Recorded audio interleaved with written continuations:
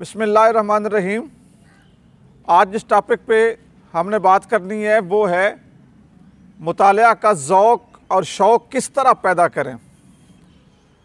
प्यारे मुकरमियन, दो चीज़ें समझ लें कि इंसान बुनियादी तौर पे जिन चीज़ों से इल्म हासिल करता है, दो मेन सोर्स ऑफ नॉलेज हैं।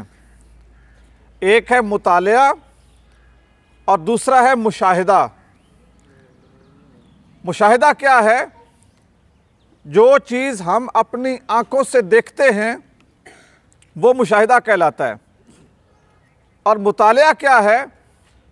जो लोग पहले गुज़र गए उन्होंने अपना जो मुशाहिदा सफ़ों पे, सफ़े किरतास पे लिख दिया और हम तक पहुंचा दिया, उसको जब हम पढ़ते हैं तो वो मुतालिया कहलाता है।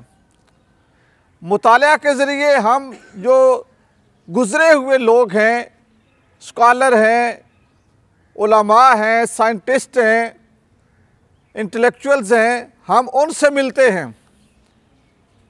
वो हमें बताते हैं कि 1 सदी पहले, 2 सदी पहले, 4 सदी पहले लोगों की सोच क्या थी, लोगों का रहन सहन कैसा था, दुनिया के मामलात कैसे थे, मोहब्बतें कैसी थी, नफ़रतें कैसी थीं, लेन देन कैसा था। और मुशाहिदे के ज़रिए हम खुद देखते हैं कि इलाका कैसा है, मुल्क कैसा है, दुनिया कैसी है, लोगों के लेन देन कैसे हैं, मेहनत कैसी है, कोशिश कैसी है। तो जो मुतालिया है, मुतालिया इंसान को जो दुनिया से लोग चले गए उनकी सोच के साथ जोड़ता है, उनके मुशाहिदे हमें बताता है। उससे हम सीखते हैं कि उन लोगों की सोच कितनी पायदार थी और कितना अच्छा वो दुनिया के लिए करके गए। लेकिन जो मुतालिया है, इसका ज़ौक़ पैदा करने के लिए एक ख़ास सोच की ज़रूरत है।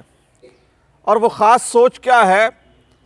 इंसान के अंदर ये चीज़ मौजूद हो कि मैंने कुछ अच्छा करना है, कुछ बेहतर करना है। वो लोग जिनमें बेहतर करने और बेहतर सोचने की सलाहियत नहीं होती, वो मुतालिया नहीं करते, वो गेमें खेलते हैं। गेमें कौन सी? जो मोबाइल पे बैठ के टाइम ज़ाया करते हैं। आज के दौर में लोग मोबाइल के ऊपर मुताले को तरजीह दे रहे हैं। समझते हैं कि हमने बुक्स डाउनलोड कर ली, मोबाइल में कर ली, कंप्यूटर में कर ली तो ये मज़ा दे जाएंगी। नहीं, जिस तरह आपकी आपस में दोस्ती होती है ना, और आप स्कूल आते हैं तो एक दूसरे का हाथ पकड़ लेते हैं, एक दूसरे को मिलते हैं, एक दूसरे को कोई टॉफ़ी, कोई चॉकलेट वो गिफ्ट करते हैं।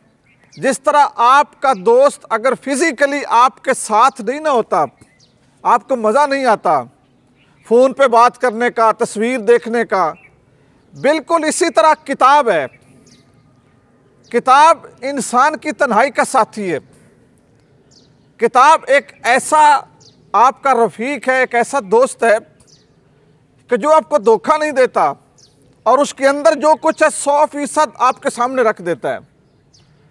किताब को भी जब तक आप पकड़ते नहीं ना, उसका लमस आपको नसीब नहीं होता और उसके वर्क की जो महक है वो आपको नहीं आती।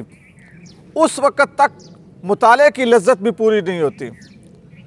जिस तरह मोबाइल में भी आप कुरान मजीद तो पढ़ सकते हैं, लेकिन आप जब कुरान को पकड़ते हैं, चूमते हैं, सीने से लगाते हैं, फिर खोलते हैं, फिर देखते हैं, फिर मंज़िल निकालते हैं, फिर पढ़ते हैं, तो उसका जो लुत्फ़ है ना, वो मोबाइल नहीं दे सकता। तो आपसे मैं एक रिक्वेस्ट करूँगा, बिलखसूस वो हमारे 10वीं के बच्चे जो अभी फ़ारिग हो रहे हैं, आप जैसे जैसे बेटा ज़िंदगी की मंजिल तय करते जाएं, अपनी ज़िंदगी में अपनी पॉकेट मनी से कुछ ना कुछ सेविंग करके अच्छी अच्छी किताबें ज़रूर ख़रीदें।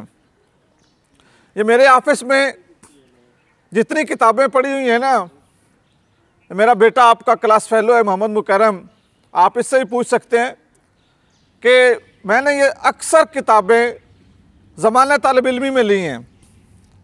जब बाद में बंदे पे बोझ पड़ता है ना घर संभालने का, तो फिर ये शौक़ मुश्किल हो जाते हैं पूरे करना। आपने अपनी पॉकेट मनी से अच्छे लोगों की किताबें लेनी हैं। आपने नसीम इजाज़ी को पढ़ना है, आपने शहाब साकब वाले, वो अब उनका नाम मेरे ज़हन से निकल गया, इसी तरह अशफाक अहमद को पढ़ना है, इसी तरह आपने वासिफ अली वासिफ को पढ़ना है। ठीक है, मैं बल्कि वो पढ़ रहा था शहाबनामा, जिसका भी नाम मैंने लिया, शहाबनामा मैं पढ़ रहा था, कुदरतुल्लाह शहाब उसकी ये तहरीर है और उसकी ज़िंदगी की ये सवाने हयात है। मैं आपको एक बात सुना देता हूँ कि हमारे बुज़ुर्गों का माजी कैसा गुज़रा। ये कुदरतुल्लाह शहाब डिप्टी कमिश्नर रहा है, तो उस वक़्त ये मंगला डैम बन रहा था, जो आपका मीरपुर में डैम है, और ये मिट्टी से बना हुआ दुनिया का वाहिद डैम है।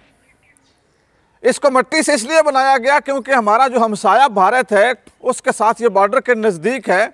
मिट्टी में फ्लेक्सिबिलिटी ज़्यादा होती है कि अगर उसके ऊपर बमबारी की भी जाए तो वो इतना नुकसान नहीं होता, दरारें नहीं पड़ती, इसलिए ये दुनिया का वाहिद डैम है जो मिट्टी से बनाया गया।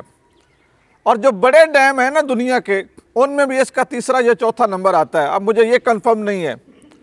बहरहाल जब ये डैम बन रहा था तो कुदरतुल्लाह शहाब लिखते हैं कि मैं विज़िट पे था, मैंने 2 मियाँ बीवी को देखा जो बुज़ुर्ग थे, यानी बुढ़ापा था। उनके पास एक जानवर था सवारी का, गधा या खच्चर, उसके ऊपर उन्होंने कुछ सामान लादा हुआ था। तो हमारी गाड़ी रुकी तो उन्होंने हमसे पूछा कि यहाँ से शहर कितना दूर है। तो मैंने उनसे कहा कि आपका जो खच्चर है वो मेरा मुलाजिम ले आता है और आप मेरी गाड़ी में बैठ जाएं और हम आपको ड्रॉप कर देंगे। उन्होंने कहा नहीं, ऐसा नहीं करना, हम पैदल ही जाएंगे और हम इस तरह अपना खच्चर भी नहीं देंगे और जो ऊपर सामान है वो भी नहीं देंगे, आप हमें शहर का बताएं। तो कुदरतुल्लाह कहते हैं मैंने उनसे पूछा शहर में क्या काम है। उन्होंने कहा कि खुदाई करते करते ये कुछ सोना और तांबा वो हमें मिला है, वो हमारा नहीं है, हम इसको बैतुलमाल में देना चाहते हैं ताकि ये मुल्क के और कौम के काम आए या जिसकी अमानत है उस तक पहुंच जाए। तो शहाब साहब लिखते हैं कि उनकी ये बात सुन के ना मैंने अपने ज़मीर से सवाल किया कि ये वो लोग हैं जो ज़मीन के ऊपर चलते फिरते फरिश्ते हैं, जिनको इतनी बड़ी अमाउंट मिली है और ये वापस करने जा रहे हैं। आज के आप हालात देखें ना, हमें तो 10 रुपये गिरे हुए मिल जाएं तो हम हक जताते हैं, कभी ऐलान नहीं करवाया। तो इस तरह के जो वाक़यात हैं ना, ये बंदा जब पढ़ता है ना तो उसके रोंगटे खड़े हो जाते हैं कि यार कितने अजीम लोग थे जो ज़िंदगियाँ गुजार गए और कितने पाक नफ्स थे जो इस दुनिया के ऊपर रहे और आज हम क्या हैं। तो मुतालिया हमें पहले लोगों से मिलाता है। तो आपने जैसे जैसे आपकी थोड़ी सी सोच मिच्योर हो, अच्छे लोगों को ख़रीदना है, उनकी किताबों को हासिल करना है और पढ़ना है। आप तारीख़ से, इस्लाम से, मज़हब से, साइंस से, जोग्राफिया से जब जुड़ेंगे ना तो बेटो आपकी सोच वसी होगी। अल्लाह ताला आप सबको अच्छी किताबें ख़रीदने, पढ़ने और फिर आपकी जो सोच में डेवलपमेंट हो उस सोच को आगे लोगों तक पहुंचाने की तौफीक नसीब करें। अस्सलामु अलैकुम व रहमतुल्लाहि व बरकातहू।